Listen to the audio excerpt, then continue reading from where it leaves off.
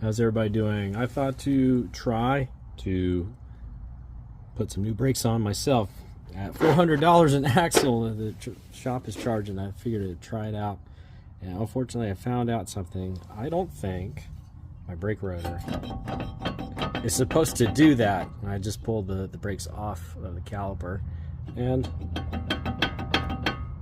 it's super loose. I think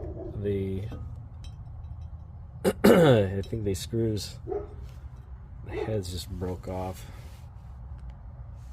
Great.